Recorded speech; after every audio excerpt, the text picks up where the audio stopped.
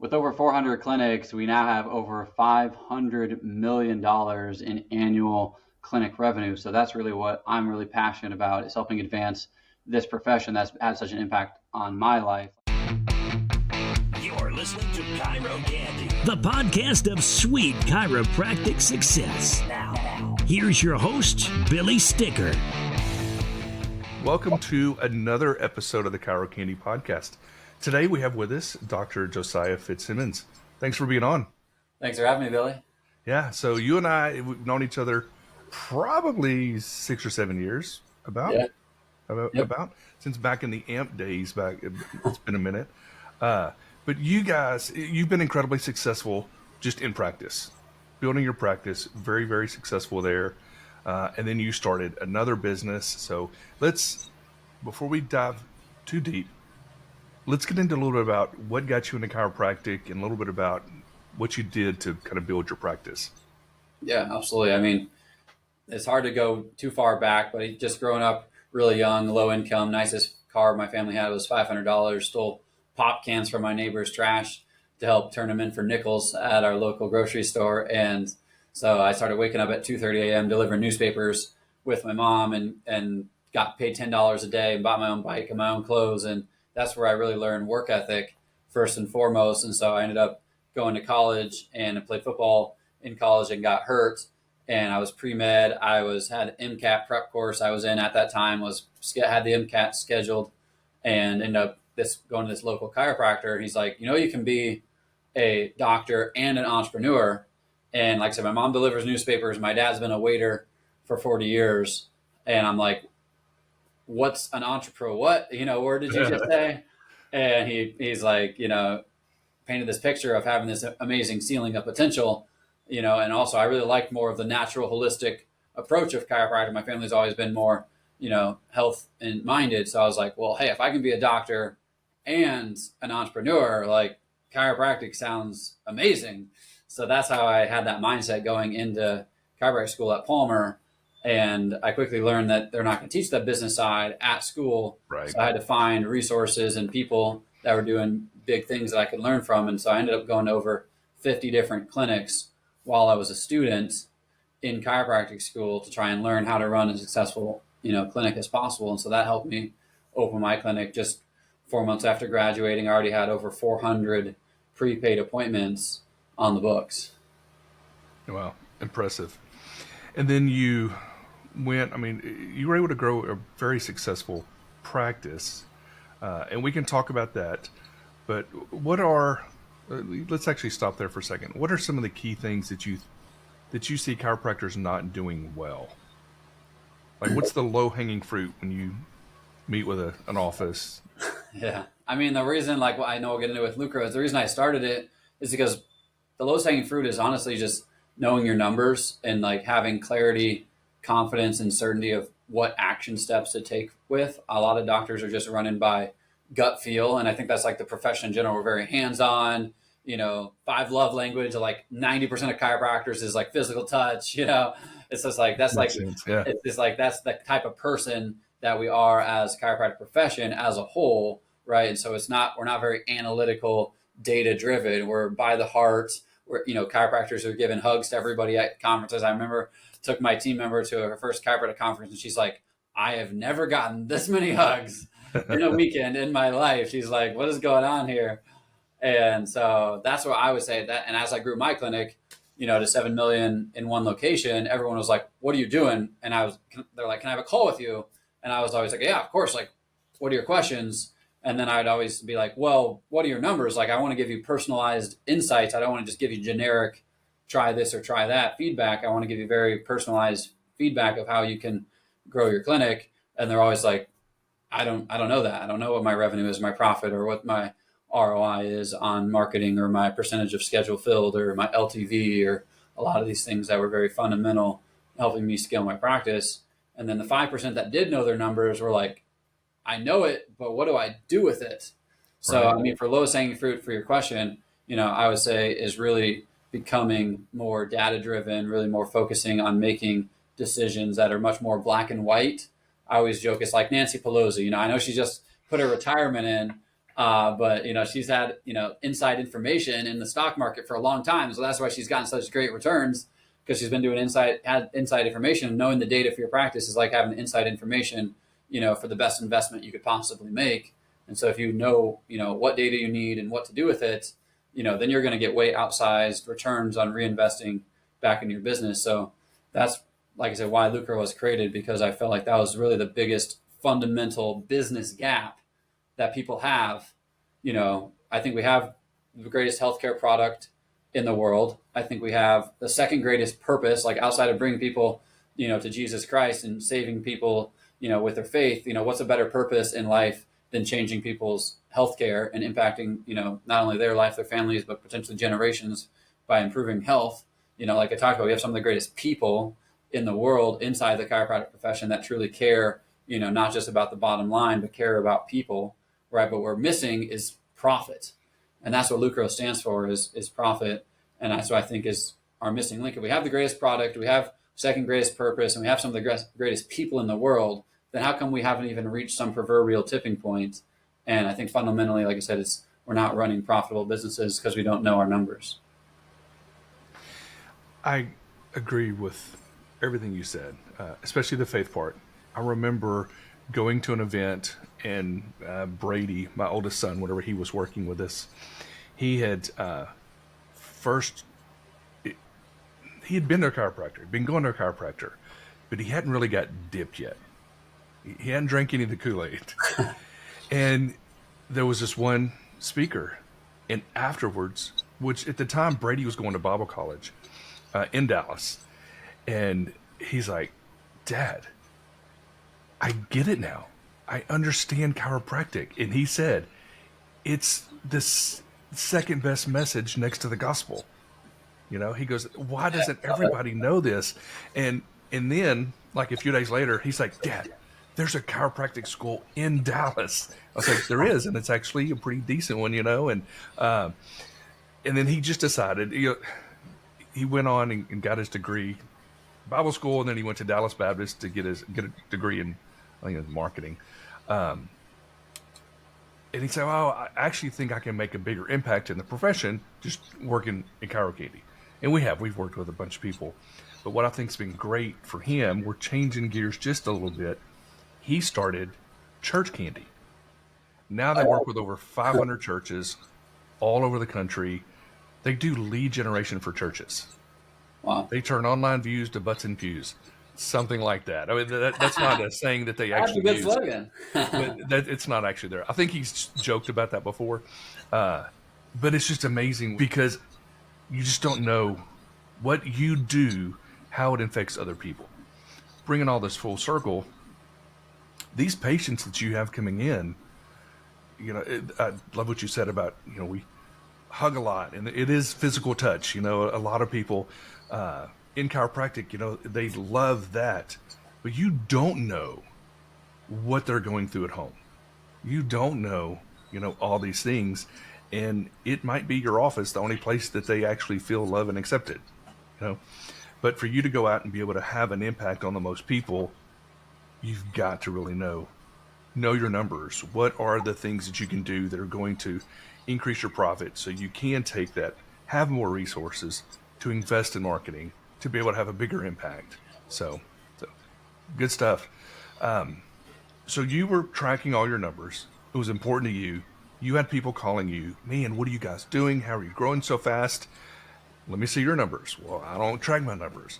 So I'm kind of gathering that's kind of where everything was going. And then you guys just decided there's a huge need here, huge opportunity to help these guys. And so when was it that you had the idea, I need to turn this into a software? Yeah, I mean, and after we started, we didn't start with the software. Actually, we started on the front end. I realized, there's a decision-making process that you have to go through to make a decision. And I call it the CEO decision-making process. And you have to go through different filters of data points. And so if you're running a business, any type of business, a chiropractic business, a restaurant, a gym, whatever it is, at the very top hierarchy of running a business is your P&L. It's your revenue, it's your profitability, it's how much you spend on marketing, how much you spend on team, on overhead, on these very fundamental categories. Then from there, you can drill down into, what I call EHR stats, show up rates, sign up rates, LTV. Then you can drill into marketing stats, cost per lead, customer acquisition, cost, engagement, all these other things, right? And then from there, you can make a decision, right? So anytime you're trying to make a decision, you want to have objective black and white information to help you make a decision. And so what I really realized is I kind of backtracked back to, well, what's the starting point for me to make any decision? First and foremost is I looked at the very top, and then I could zoom in and say, okay, I'm spending X amount on team, but my team's not being very efficient. Okay, I need to understand how to increase the productivity or efficiency of my doctors, right? But it all started with the top line of, I'm not getting the profitability and running the business I could to begin with. And so that's where I kind of backtracked that funnel back up and realized, okay, fundamentally, everyone is either paying someone to do their books that's 2-3 months behind, and only value really is filing taxes, or they're doing their own books and they're just categorizing expenses and doing nothing with it, with really the only value, like I said, of paying the least amount of taxes, which is great. I'm not a fan of paying taxes, but that's only valuable one day a year, And so that's when I realized, like, okay, the fundamental pathway to make the best decision starts with your financial data first and foremost, right? And so I could help doctors implement marketing strategies and all these other sexier things, but I'm like, I feel like we were kept missing the fundamental premise, of growing and scaling a business. So that's how Lucro Idea was born. My partner is the CFO for multiple $100 million companies. And so we partnered together. He ran a whole 50-person accounting team. So he had all the insights to scale the operations and the, financial side, and I knew what to do with the numbers. So that's kind of how the partnership came. But with over 400 clinics, we now have over $500 million in annual clinic revenue. So that's really what I'm really passionate about, is helping advance this profession that's had such an impact on my life. Like I said, we have the greatest, healthcare product in the world. We have amazing people. We have an amazing purpose, but we're lacking that profitability. And so that's really what we want to be able to provide for clinic owners, is really the financial insights so they can grow and scale their locations to higher levels, have a bigger impact, on their communities. Because like I said, we have such a great profession. People are so much in our profession. I don't know if other professions have this, but in our profession, we fight all the time about don't charge too much because you want to serve people better. Don't run too good of a business because it's all about service and helping people. It's like, who else does that besides like churches and pastors, Yeah. Yeah. I love this mindset though, because we do the same thing like with clients. For example, we have an ad. Hey, this ad's not working. Okay. What about the ad isn't working? So you've got to know the numbers.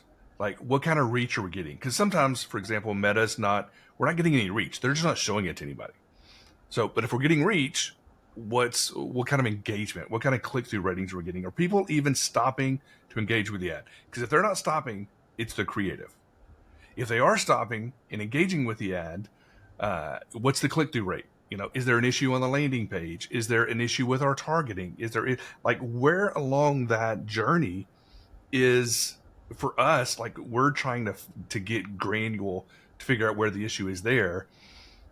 And I haven't even thought about doing it like what you're saying, just in the business.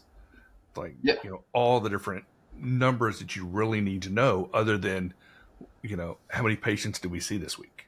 Which tends to be the go-to KPI for chiropractors. Right? Totally. That and collections. Yeah. And I think that's where, like I said, I realized we are almost zooming in too far on a lot of these show up rates, sign up rates, LTV, customer acquisition cost per lead, super valuable metrics, right? But let's back up to begin with. As I was just stating, the reason you became a business owner versus working for someone else is because you want a higher ceiling of income and potential and profitability to run a business. So if that's truly the case, then let's zoom out to revenue, profit. How much did you spend on team, marketing? What is your P&L look like? And so that's what with Lucro, that's what we created, is we call it the perfect P&L for the profession. Based on your monthly income, how much should you allocate to each of those major areas of your business to optimize your practice to have 20% of a watermelon instead of 40% of a grape?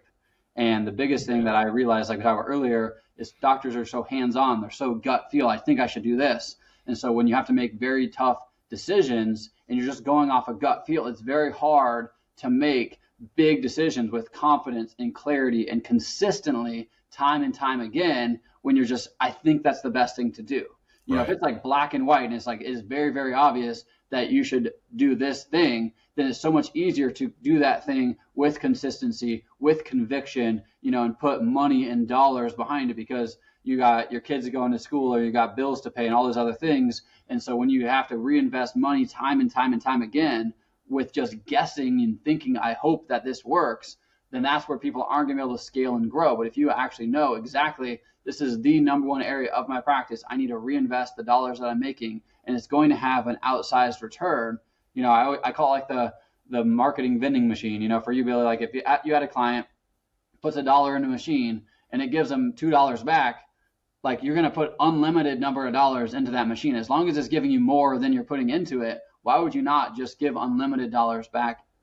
And so that's where, you know, one of the biggest things for anybody here that's working with Chiro Candy and Billy, you know, one of the most basic premises that I would say to evaluate, you know, how your marketing is doing is take this very basic formula of 100 divided by your profit margin. So if your profit margin is 40%, 100 divided by 40 is 2.5. That's your break-even return on ad spend. So if you spend $1,000 on ads, you need $2,500 in top-line revenue to break even, because 40% of 2,500 is 1,000. So you spend 1,000, you made 1,000 in profit. That's your break-even point. So if your profit margin is 20%, 100 divided by 20 is 5. So you need a 5x return to break even. So if you just know that very, very basic formula just off knowing your profit margin, then you can very easily judge the impact and the value of the return. So if you know your profit margin is 33%, and you know you need a 3x ROI, and you're putting $1,000 into ads, and you're making anything more than 3x return, then you should continue spending on ads until your schedule is maxed out, right? Because you put $1 in a machine as fast as you can put $1 in a machine. That's your schedule. That's your capacity is at that point. So that's one of the most basic frameworks we talk about all the time with Lucro clients, is like, if you know your true profit margin, then you can be very, very easily create that formula and know exactly how much return you need to get to break even. Anything above that is profitability. So if you have openings on your schedule, why would you not keep spending if you're making more than you're spending, right? But a lot of people don't even know their profit margin, so they can't even do that basic formula. They know their taxable profit margin, but they don't know their actual real profit margin without running, you know, fringe expenses, Augusta rule, paying their kid through the business, all those other things. Sure. Yeah. And then it's even like, when it comes to marketing, you need to know which different marketing channel is giving you that return, right? Like, what's the Facebook ads doing compared to streaming TV, or, you know, your Google business, your local SEO, or just your SEO in general, your workshops that you're doing. Like, what is it that's going to give you that highest return? I love that formula. That's great. So what's your goal with the company? Yeah, Lucro's really primary purpose is to help create freedom for doctors by understanding their data, to have confidence, clarity, make decisions, and then in turn, like I said, have bigger impact, you know, not only in their community, but on this profession as well. You know, I'm a big proponent, you know, of BJ Palmer's big idea. You know, just one person, you know, one subluxation, that might be a small thing, you know, for that one individual, but that could change the health trajectory of that person, which could change the health trajectory of their family for generations to come. Right. It's just that one small impact, one time at a time, a person at a time. And as I stated earlier, it's like, what is a better purpose on earth than changing people's, you know, someone's life with their health? And if Lucro can help doctors have more confidence to make better decisions, and they're going to be able to scale, grow faster, we can blow through this proverbial tipping point that chiropractors have been talking about ever since I heard about chiropractic, you know, and actually get a much bigger impact on this profession. And when's a better time in the history of the world than we got Make America Healthy Again movement? We have so much support, and people are waking up and they're understanding their, you know, I just saw that's the number one frustration in the medical profession right now, is that people are asking their doctors questions.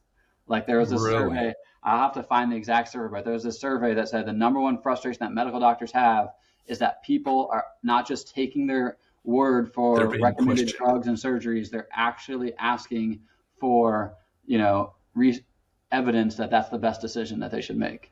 Wow. But I love that. That's the way it should be. Oh, yeah, exactly. It should be. But a little side note, back in 2020, we had moved to the Houston area the beginning of July of 2020. Within like 2 weeks, my wife and I both had COVID. And we were quarantined in different parts of the house, texting each other, and our kids are making us food and setting it outside the door like we're in prison. And she texts me, she goes, I have to go to the hospital. My OT, and she's a nurse by trade, and she's very holistic, like in just medicine in general and things like that.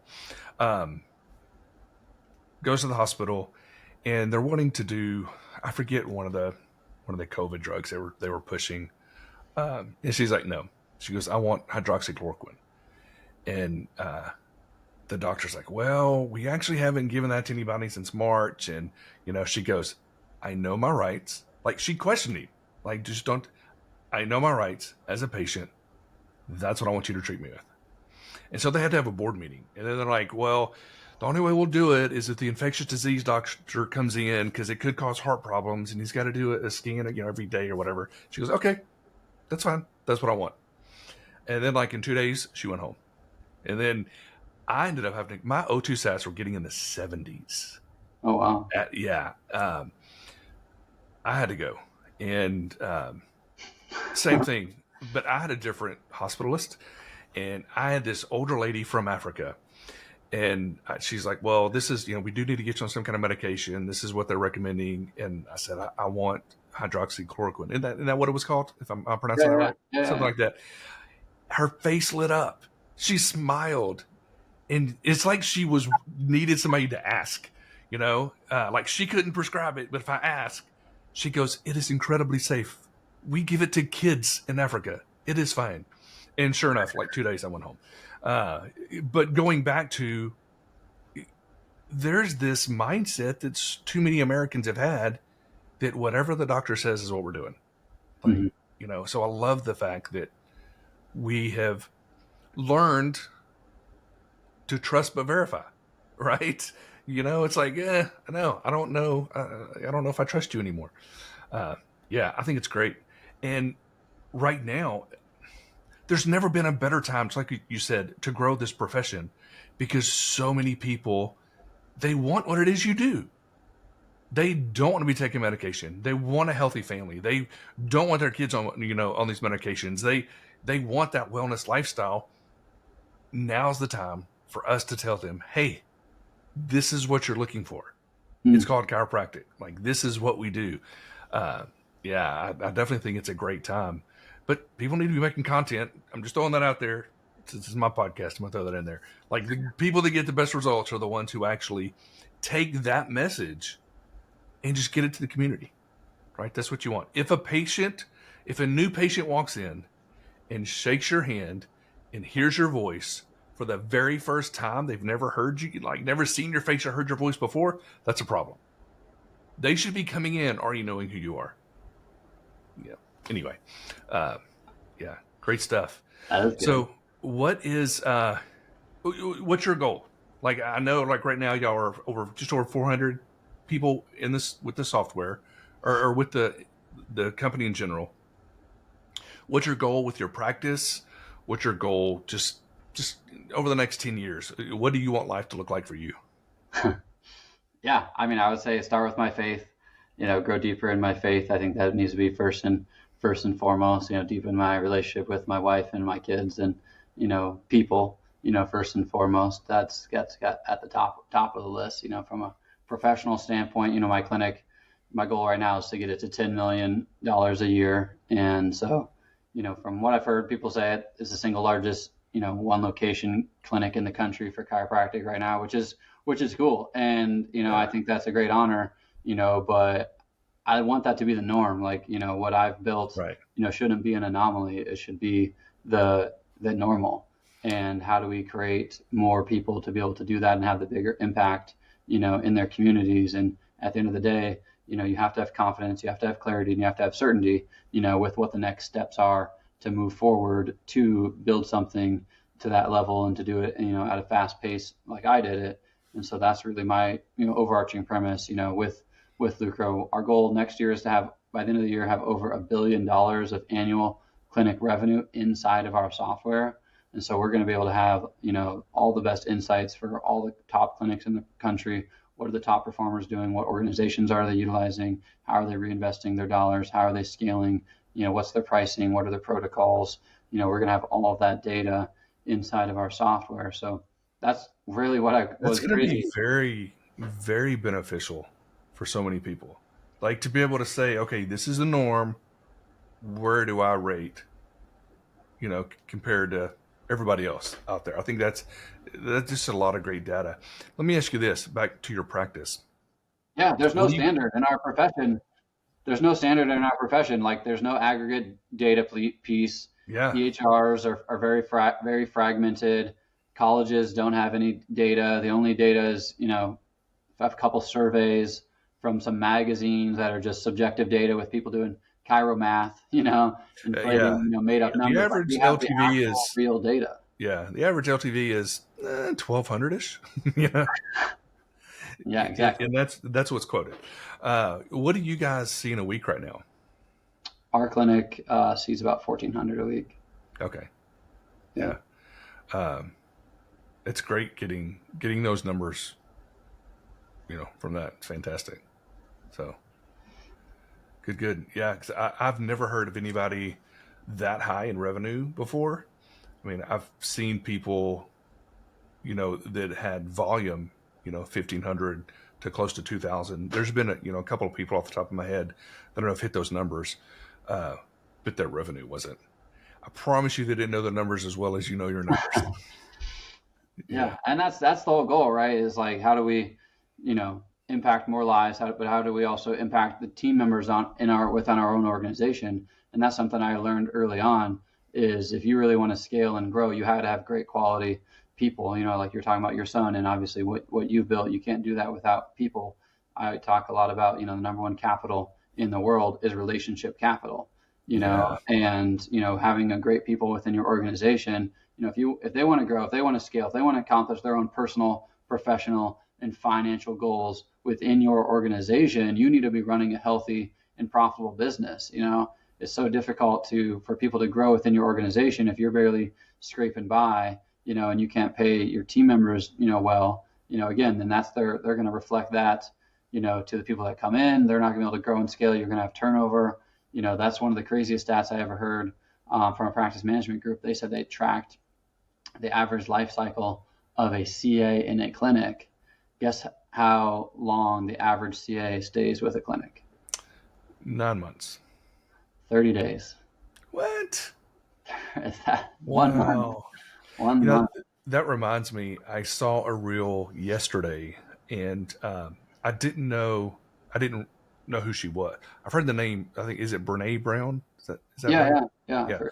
I didn't know that's who it was. Like, I'd heard the name, but I don't know what she looks like. But she was on, is it Diary of a CEO? Yeah. The British guy. And it was just a reel, but it was so good, talking about the marbles and trust. I don't know if you've heard her talk about this before, but it is so great for an entrepreneur or, just for a business owner and how they treat their employees. She was talking about trust, and her daughter walks in and, she's bawling. She's like, I'm never going to trust anybody again. Well, something happened at school and her friends were laughing at her. Like, friends were and embarrassed her and all this. And she's like, you're right. You shouldn't just trust people. Like, trust needs to be earned. She goes, who are people that you trust? And she's like, these two girls. Well, why do you trust them? Like, think about it. Why is it that you trust them? And she's like, well, I remember at basketball game, whenever, this one girl saw my grandparents walked in. She's like, oh my goodness. And like, she called them by their name. They're, Nana and Papa, like whatever it is. Oh my goodness, your Nana and Papa are here. And she goes, that meant a lot that she remembered their name. It's not just, hey, your grandparents are here, but oh my goodness, they're there. And then she started naming these different things. And she said, that's how trust is built. Whenever you realize somebody cares and they're paying attention, you're taking marbles and putting inside of their jar of trust as they're doing that. And as an employer, when you're asking your team, hey, how was Jimmy's basketball game last night? how'd Jeremy do at soccer this weekend? Like, it shows them that you care, that you are building up trust with them. The more they know you care and you're doing these things and you're involved and you're asking questions, you're building trust instead of just being at work and it's just work.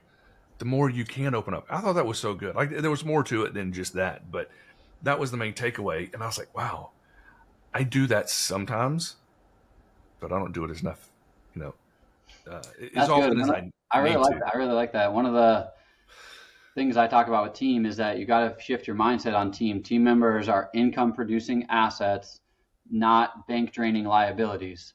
And I think that's where everyone looks, especially if you look at their P&L, the number one expense every single month for most clinics is team and payroll, right? So you're like, holy cow, this costs so much. Then you think about team and drama and what, team members aren't black and white and, all the negatives about team. So if you have that mindset around team, that they're a liability, it's a frustration. A lot of people I've heard say, I don't want more teams. It's just more people is more headaches, right? And so if you have that mindset versus, having, hey, more team members, it's like gold. You want higher quality and you want more, it's like anything that's precious. And if people are the most precious resource, in the world, then having the best people is so important. Finding the best people, developing people, retaining people. And I say, even more importantly, in our business model, we're in a service-based business model. If you go into a Target or a store, a Starbucks, a restaurant, you get a tangible product that you walk out with a bag, or you have a food item, the service of how that person handles you and treats you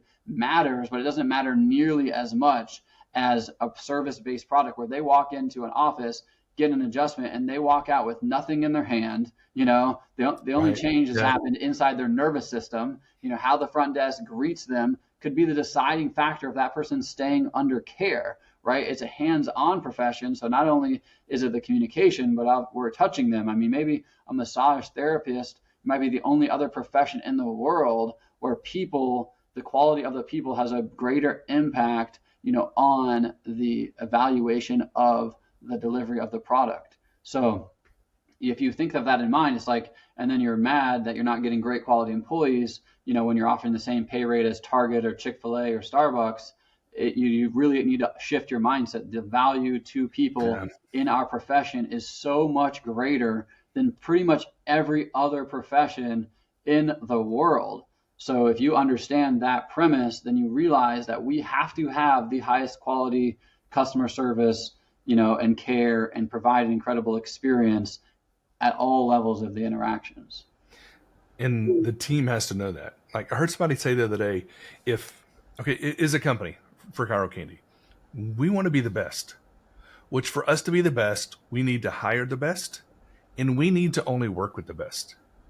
If we work with subpar offices, then it makes our service look subpar.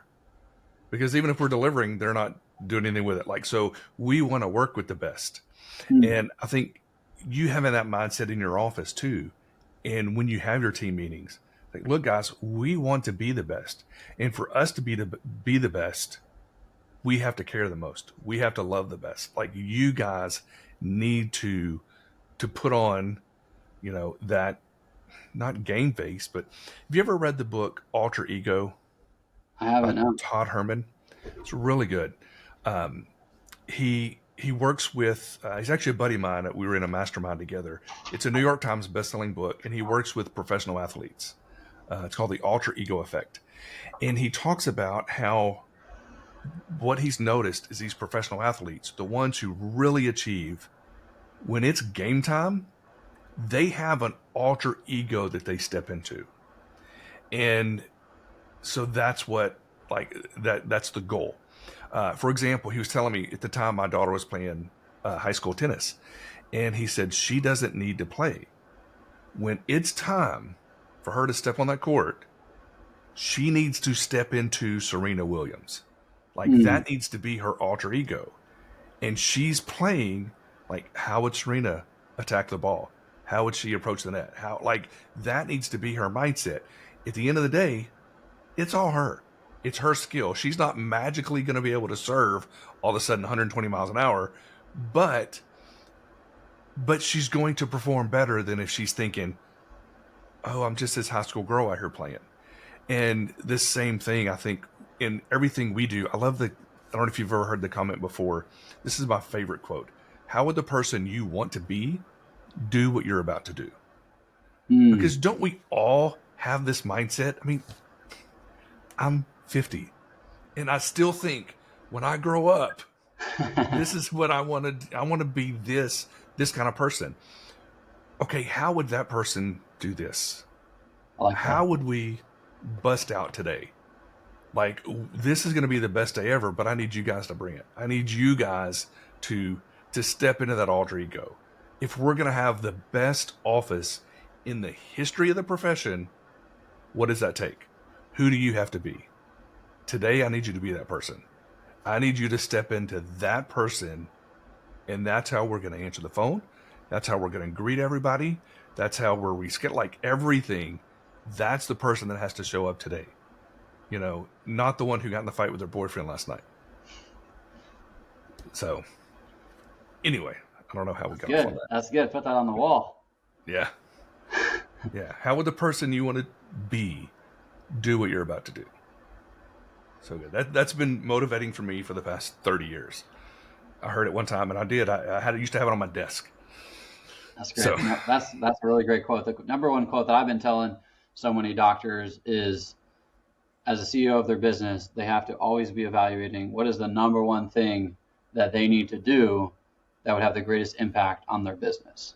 And that's where I felt like a lot of people, yeah, exactly. What takes the least amount of work that's going to have the greatest impact on your business? What is that thing? And that's what I realize is doctors are trying to, be the doctor. Then they're trying to run HR. Then they're trying to run sales. Then they're trying to run marketing. Then they're trying to be a husband. Then they're trying to be healthy. Then they're trying to do all these different things. And it's so easy for them to drop the ball, on that true CEO mindset of focusing on that primary goal for your business. And that's where a lot of doctors, 6 months down the road, 10 years down the road, they look up and they're like, holy cow, like I feel like I could have done so much more and been so much more, but there's death by 1,000 paper cuts, when you're juggling all these different balls.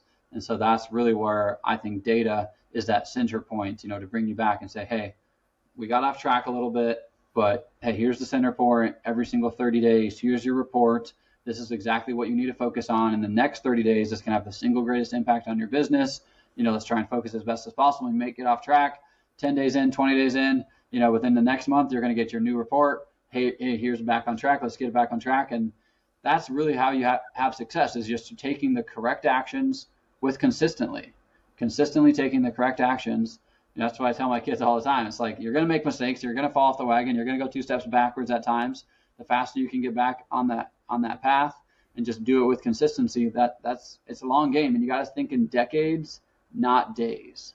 And that's been one of my quotes that I've been thinking a lot about, is that chiropractors, we keep thinking in days. What do we got to do tomorrow?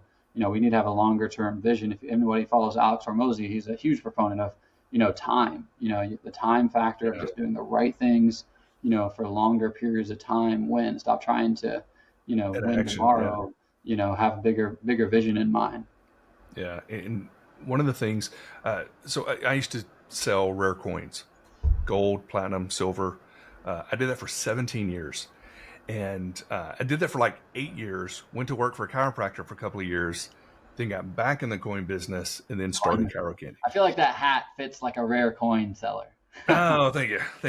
Yeah, I just need a cigar. And but one of the things that we would tell our team, because I was sales manager for a long time, I said, look, for you to grow and build the book of business that you need to build, the only thing that stands between you and that book of business, building those clients, is how many presentations and relationships you build.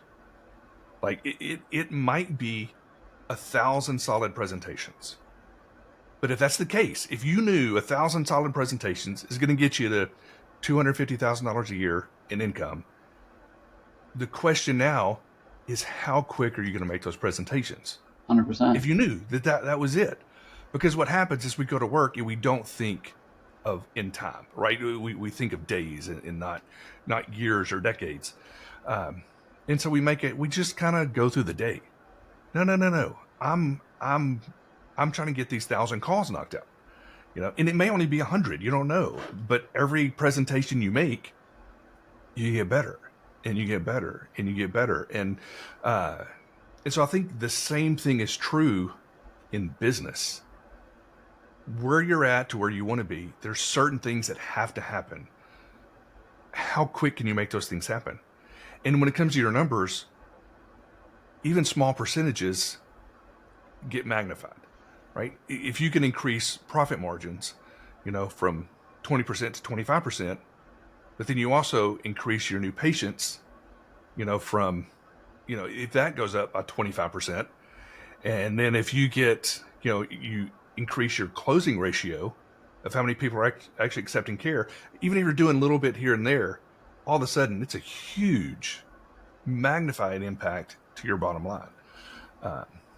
So anyway, I can sit here and we can visit about this stuff all day. I would love to have you put together some type of training.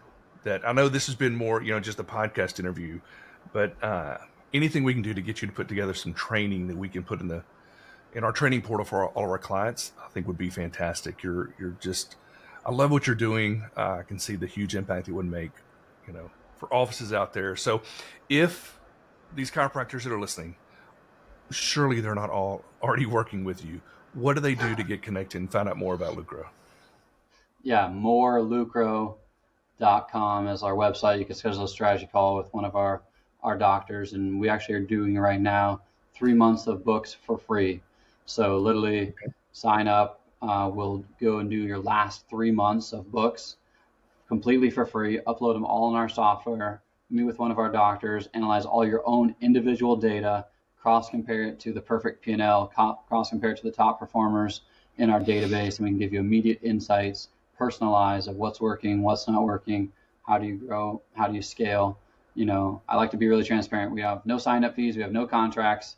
It's $450 a month. We're like the same cost as a crappy bookkeeper who's 2 months behind, only helping you one day to file taxes. Like I said, we're providing with financial insights throughout the entire year to grow, scale, and we tee everything up for taxes to be filed. So at the end of the day, like I said, if you want to grow, if you want to scale, if you want to have more confidence, and just more certainty, you want to sleep better at night, it's going to start with understanding your data and be able to take those next steps, with absolute certainty of what the next steps are to do.